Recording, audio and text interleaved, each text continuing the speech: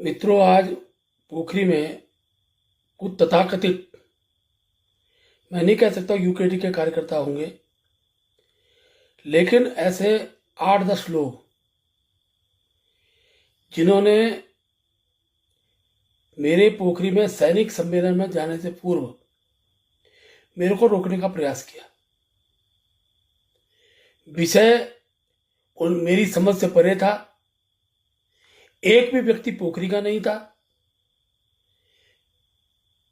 और जब मैंने जानकारी प्राप्त की तो उक्रांत के कोई महामंत्री स्तर के कार्यकर्ता 10 लोगों को लेकर सड़क पर आ रखे थे। शालीनता की बात थी। मैं उतरा, मैंने उनकी बात को सुना और पोखरी की समस्या को लेकर चिंतित थे। मित्रों, ये बद्रीनाथ से चुनाव लड़ेंगे ऐसा मुझे लगता है, लेकिन इनको जानकारी होनी चाहिए कि बद्रीनाथ विधानसभा हो या इससे पहले की नंदप्रयाग विधानसभा हो, पोखरी के विकास में मैंने कभी भी कोताही नहीं बरती है। आज चाहे जोशीमठ का क्षेत्र हो, चाहे नंदप्रयाग घाट का क्षेत्र हो, चाहे पोखरी का क्षेत्र हो, दूर दराज के क्षेत्रों सड़क पहुंचाने का मेरे द्वारा किया गया है। अब बौखलाहट होनी स्वाभाविक है, क्योंकि पिछले कुछ समय से भारतीय जनता पार्टी का विधायक नहीं है।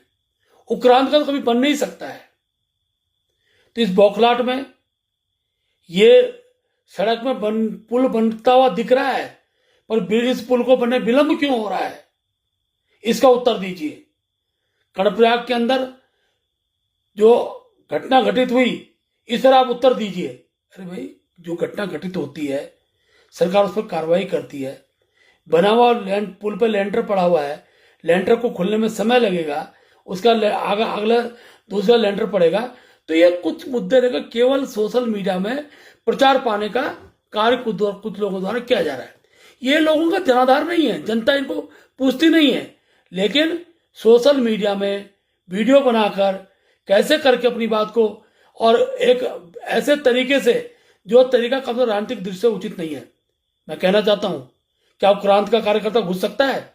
अगर मैं बीजेपी कार्यकर्ता कहूं कि उक्रांत के एक कार्यकर्ता का घेराव करो, इस प्रकार की पद्धति रुकनी चाहिए। मैं पहली बार उक्रांत के नेताओं से कहना चाहूंगा, ये घटनाएं पहले भी 1-2 बार उक्रांत के द्वारा की गई हैं।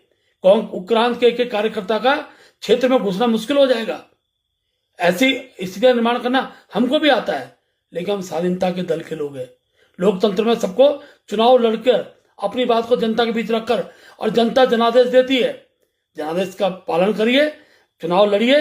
जनादेश आपको मिलेगा तो जनता आपकी बात को सुनेगी।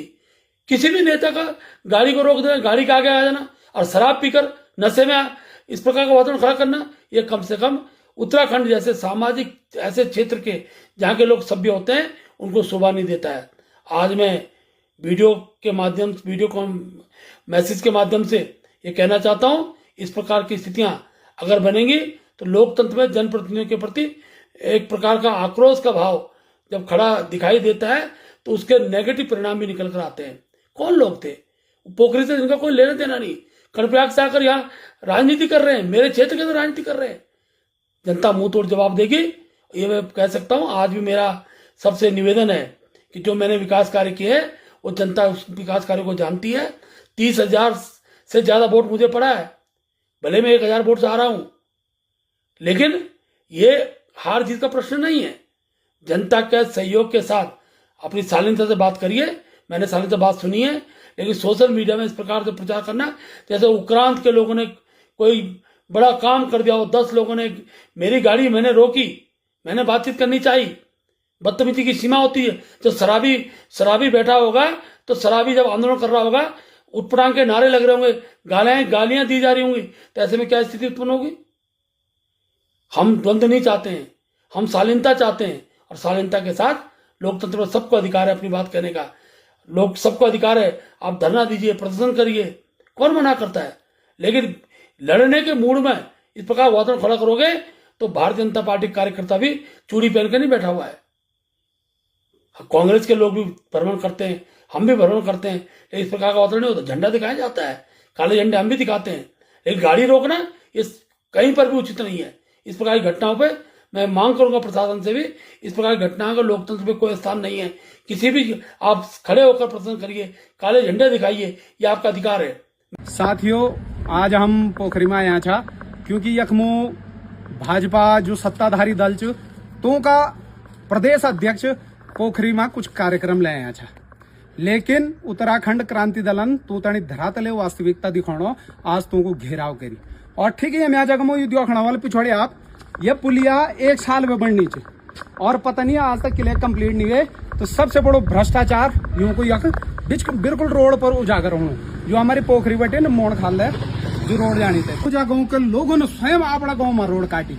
ये झगमा नाची लोग फिर है प्रदेश अध्यक्ष यकबे, पूर्व मंत्री यकबे, वर्तमान विधायक ये पोखरी पे, और तेका बावजूद भी स्थिति यह था दुर्भाग्यपूर्ण हुई कि जनता तने अपने गाँव की रोड खुद काटन पड़ी। तो बहुत दुर्भाग्यपूर्ण, जब तुम अपने गाँव ही नहीं सुधार सकना तो ये प्रदेशों कने सुधारला यकमो हमारे पोखटा या रोड नीच यानी ये क्षेत्र कई गाँव जो आसानी से रोड जे सकनी मत हमारे डांडा लोगों तक भी हमारी मुलाकात हुई है। तो मोड़ी रोड बेटे 3-4 किलोमीटर खड़ी चढ़े जाना बेचारा, तो तक यूं रोड पहुंचाने में अभी समर्थ नहीं हुआ। क्यों? क्योंकि यूं तने भ्रष्टाचार करना चाहूँ पूरा प्रदेश में ते के विरोध ले हम आया छा यूं तने घन आया छा। धन्यवाद, आभार, जय उत्तराखंड।